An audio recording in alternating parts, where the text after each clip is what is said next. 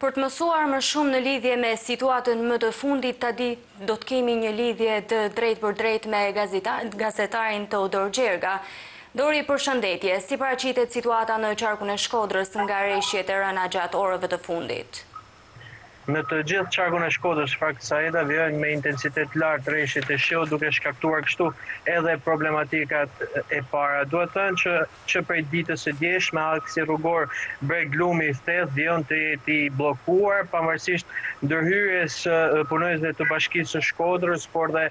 forcave të ushtrisë. Sërish ky aks rrugor vjen të jeti bllokuar, ndërsa vetëm pak minuta më parë duket se ka pasur edhe një shtim të trupave që po punojnë në këtë aks për ta rikthyer atë sa më parë në lëvizshmëri normale për rikthimin kështu edhe të atyre banorëve që u evakuan një ditë më parë nga zona e Thethit. Se takon pjesës tjetër të qarkut, në fakt në bashkinë e Fushatësit është raportuar gjatë gjithë ditës së sotme për probleme me furnizimin me energji elektrike për shkak të dëmtimit të rrjetit të shpërndarjes, ndërsa punonjësit e OSHE Medie se po ndërhyet në këtë zonë për të rikthyer sa më parë furnizimin normal me energji elektrike. Edhe në qytetin e Pukës, në fakt në bashkinë e Pukës, ka pasur problematika se takon furnizimit me energji elektrike kryesisht në zonat e thella malore, por dhe në zonat rurale, ku si pasojë e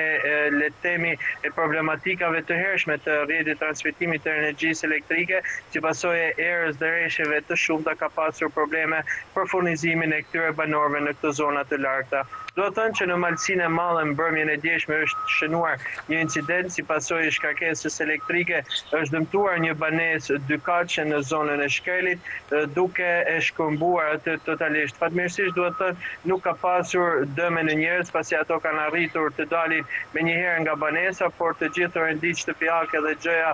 tjetër që ndodhej në banesë është shkëmbuar plotësisht, duke shkaktuar dëme të shumta materiale. OSHE dhe strukturat e emergjencave civile në Malsinë e Madhe po bëjnë mundur edhe evidentimin e dëmeve në këtë banesë, por dhe përmbajnë në mbikëqyrje të gjithë zonën për shkak të shkarkimeve të herpashershme të rrufeve që po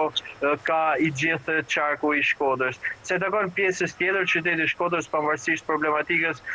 së rreshjeve të shumta të shiut, duhet thënë që nuk është prekur nga përmbytja, duke